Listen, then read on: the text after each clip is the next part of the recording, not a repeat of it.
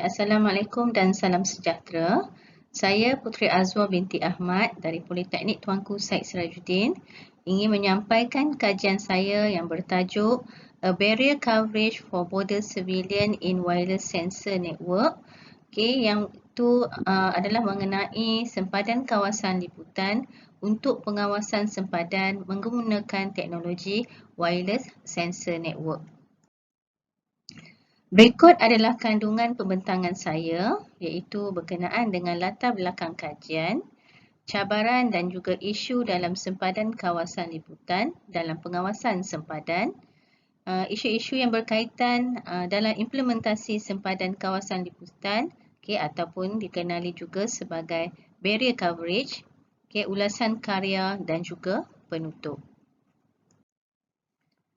Wireless Sensor Network ataupun WSN merupakan satu teknologi yang mengintegrasikan dunia fizikal dan juga dunia digital. WSN terdiri daripada sensor-sensor yang digunakan untuk mengesan dan memantau sesuatu kejadian di kawasan liputan yang kemudiannya diproses untuk dihantar ke base station. Maklumat ini akan digunakan oleh end user untuk tindakan selanjutnya. Kita dapat beberapa aplikasi WSN yang digunakan dalam pelbagai bidang seperti habitat monitoring, agriculture monitoring, smart city, health monitoring, smart home dan military application dan juga border monitoring dan juga border civilian. Liputan ataupun coverage merupakan satu aspek yang penting dalam sesuatu aplikasi WSN. Kita dapat beberapa jenis liputan iaitu area coverage, target coverage dan juga barrier coverage. Dalam area coverage, semua poin dalam kawasan liputan mestilah diliputi oleh sekurang-kurangnya K node ataupun K sensor. Manakala bagi target coverage, sensor hanya memantau sasaran tertentu dalam kawasan liputan. Berbeza pula dengan barrier coverage di mana sensor hanya memantau di sempadan sesuatu kawasan liputan seperti yang digunakan dalam aplikasi pemantauan sempadan ataupun border surveillance application. Dalam aplikasi pemantauan sempadan, sensor yang diletakkan di sempadan kawasan liputan akan mengesan penceroboh yang mencerobohi kawasan sempadan tersebut.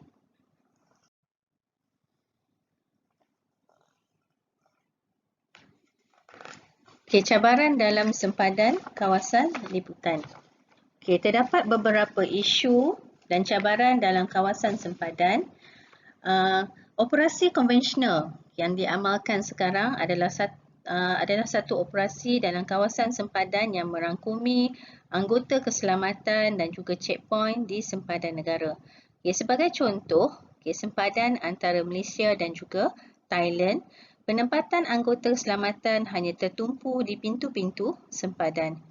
Sempadan antara Malaysia dan juga Thailand meliputi kawasan yang berbahaya dari segi topografi dengan halangan semula jadi seperti sungai, tasik, hutan dan gunung ganang. Jadi ianya tidak praktikal untuk menempatkan anggota keselamatan di kawasan tersebut. Begitu juga ianya sukar untuk mendirikan tembok sempadan antara negara berikutan kawasan topografi yang sukar untuk diterokai. Ini adalah contohlah daripada Google Map yang kita dapat tengok. Kawasan-kawasan hijau ni adalah merupakan kawasan-kawasan hutan tebal yang sukar untuk menempatkan anggota keselamatan untuk mengawasi kawasan-kawasan sempadan di antara Malaysia dan juga Thailand. Kita tengok pada isu-isu. Isu-isu berkaitan dengan sempadan kawasan ataupun barrier coverage. Jadi pada tahun 2015, negara kita telah dikejutkan dengan penemuan 147 kubur dan 28 kem di Bukit Wang Burma di Wang Kelian Perlis yang terletak di sempadan Malaysia-Thailand. Negara kita telah dicerobohi oleh penceroboh dengan aktiviti perdagangan manusia. Dilaporkan juga pagar di antara Malaysia dan juga Thailand di padang besar telah usang dan tidak kukuh untuk keselamatan. Kita dapat banyak jalan-jalan tikus di padang besar yang aktif dengan kegiatan penyeludupan. Terdapat kajian yang dilakukan bagi mengawal sempadan negara dari penceroboh dengan menggunakan beberapa aplikasi ataupun aplikasi border civilian. Ada kajian yang menggunakan peletakan secara linear bagi mengawal dan mengawasi sempadan kawasan liputan dengan meletakkan sensor secara statik. Walau bagaimanapun, jika kita lihat cara ini adalah tidak relevan untuk diaplikasikan ataupun diimplement di kawasan sempadan yang terdapat halangan-halangan semula jadi dalam topografi seperti hutan.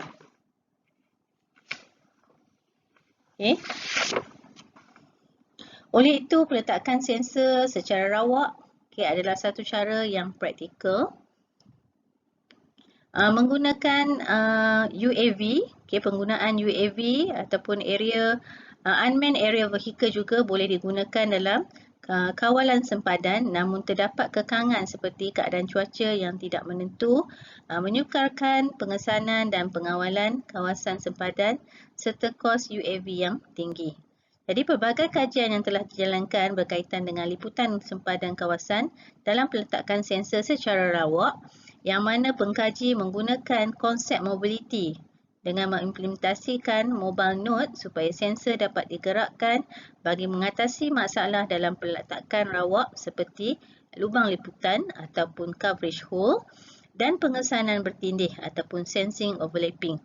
Dengan menggunakan mobile node juga, sensor akan dapat digerakkan sekiranya berada jauh atau dihalang oleh halangan bagi mewujudkan rangkaian liputan yang menyeluruh dalam liputan kawasan sempadan.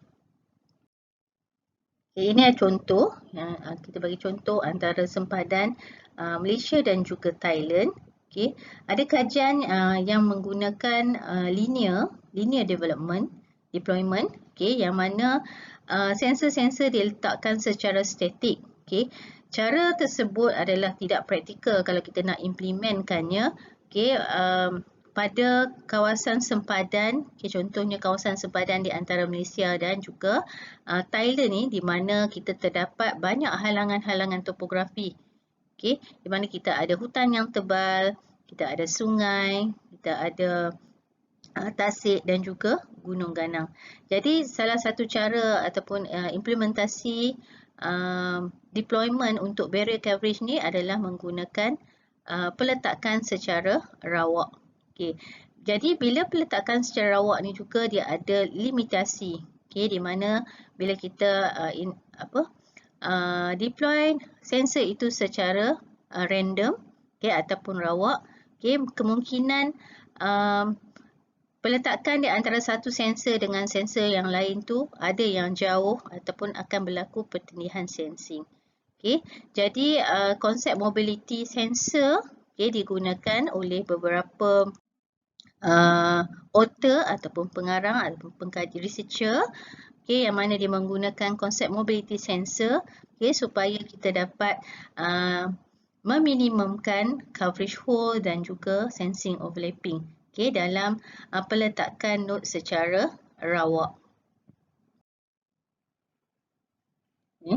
Secara keseluruhannya, kajian ini telah menerangkan isu-isu yang berkaitan dengan sempadan kawasan liputan, khususnya dalam aplikasi pengawasan sempadan. Peletakan sensor dalam aplikasi pengawasan liputan ini mestilah dititik beratkan supaya dapat meningkatkan kawalan keselamatan di sempadan. Dalam meneruskan kajian ini, pada kajian akan datang, kami akan mengkaji mengenai beberapa parameter penting dalam sempadan kawasan liputan, iaitu mengenai tenaga sensor ataupun energi dan juga fault tolerant dalam menghasilkan sempadan kawasan liputan yang optimal dalam peletakan sensor secara rawak. Sekian, terima kasih.